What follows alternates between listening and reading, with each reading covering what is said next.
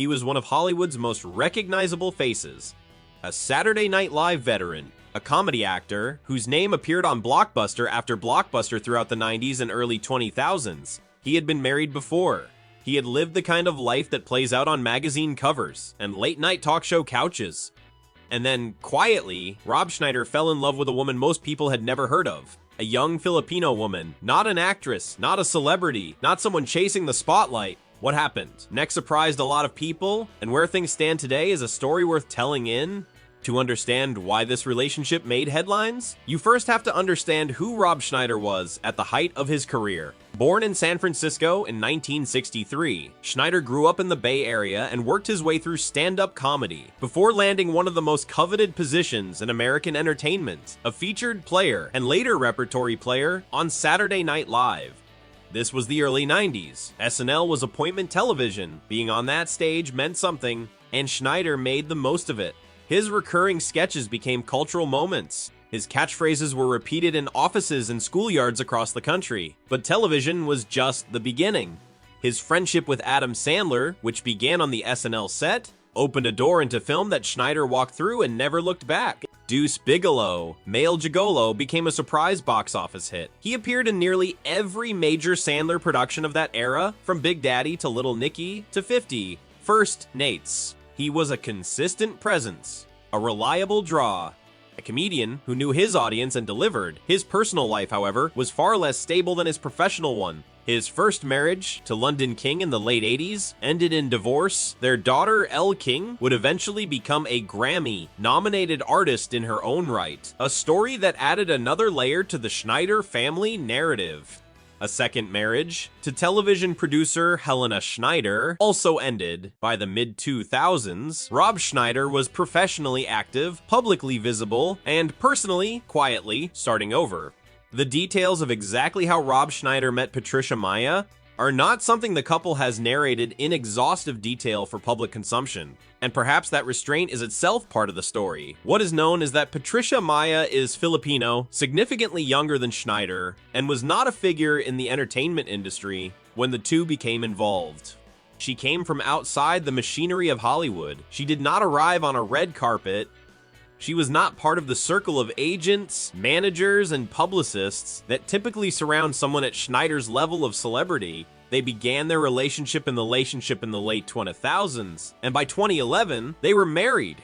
The wedding was a private affair, not the kind of event that generates a People magazine spread or a televised special. For a man who had spent 2 decades in the public eye, the choice to keep something so personal, so quiet, was itself a statement. And people noticed.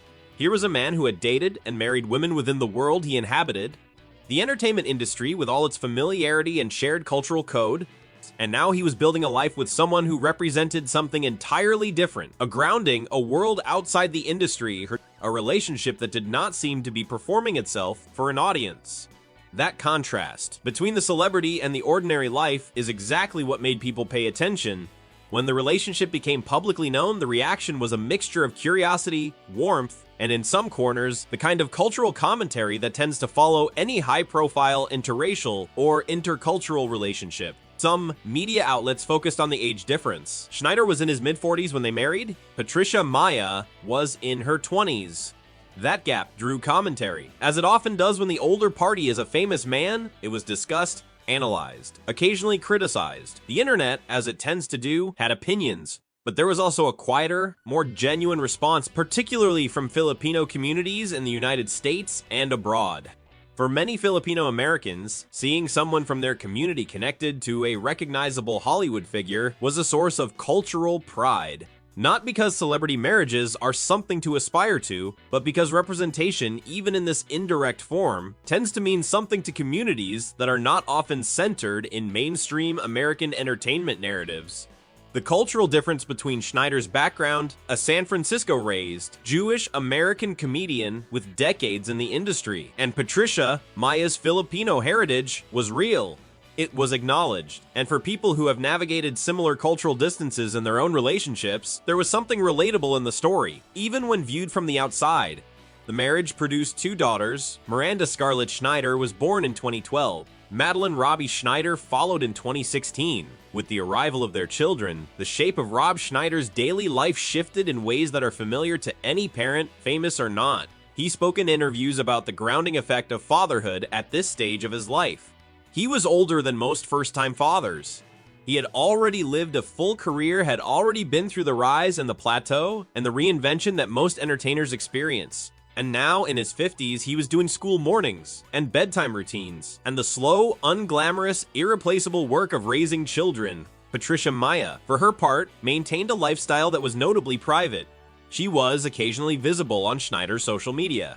She appeared with him at events when the occasion called for it. But she did not seek the spotlight. She did not cultivate a personal brand. She did not launch a public platform off the association with her husband's fame. That choice to remain private while being adjacent to a public figure is not as simple as it might seem. It requires a clarity of identity, a sense of self that is not defined by proximity to celebrity. By every observable measure, Patricia Maya had that. No relationship, celebrity or otherwise, exists without its pressures, and Rob Schneider's public life in the years following his marriage brought challenges that inevitably touched his family. His increasingly vocal views on vaccines and pharmaceutical policy placed him at the center of significant public controversy. He became a prominent voice in the anti-vaccine movement, a position that drew sharp criticism from medical professionals, fellow entertainers, and large segments of the public. His association with these views had professional consequences. The cultural ground beneath his career shifted. The Hollywood that had made him famous was not particularly welcoming to those positions. How Patricia Maya navigated that chapter alongside him is not something that has been publicly documented in detail. What is clear is that the couple remained together through a period that would have strained many relationships. The controversies were real. The professional fallout was real, and through it, the marriage held. There were no confirmed reports of separation, no public rupture. The relationship, at least from what was visible, remained intact. So where is Patricia Maya Schneider today? She remains, by choice, a private person. She and Rob Schneider continue to be married, and by all publicly available information, they remain a committed couple and active co-parents to their 2 daughters. Patricia Maya does not have the kind of social media presence or public profile that would make her easy to track for those accustomed to following celebrity-adjacent figures. She is not building a career in entertainment. She has not leveraged her position as the wife of a well-known actor into a personal brand, a product line, or a media identity. She lives a life that, in its outward shape, looks considerably closer to the life of an ordinary person than to the life of a celebrity spouse. Rob Schneider, now in his early 60s, continues to work. He has leaned into stand-up comedy and independent projects. He remains vocal on the political and social issues he cares about, for better or worse, depending on who you ask. He is a father in his later years present, and by many accounts genuinely invested in his role, and Patricia Maya is at the center of that life. Not its backdrop, not its accessory, but its foundation. There is something worth sitting with in a story like this one. We live in a culture that treats celebrity marriages as entertainment content, something to follow, analyze, root for, or dismiss. We apply scrutiny to age gaps and cultural differences and lifestyle contrasts in ways that say as much about us as they do about the people involved. And we often reduce the non-famous partner in these relationships to a single role, the ordinary one, as if ordinary were a limitation rather than, in many cases, a kind of quiet strength. Patricia Maya chose privacy in a world that rewards visibility. She built a life that does not perform itself. And in a landscape where so many celebrity marriages collapse under the weight of public attention, she and Rob Schneider have remained. Whether that is love or compatibility, or simply 2 people who chose each other and kept choosing, it is, at minimum, a story that defies the easier narrative, which raises a question worth leaving with you. Do we, as an audience, make it harder for these relationships to survive by demanding to see inside them? And what does it mean when the most durable thing in a celebrity's life turns out to be the part they kept furthest from the cameras? Leave your thoughts below.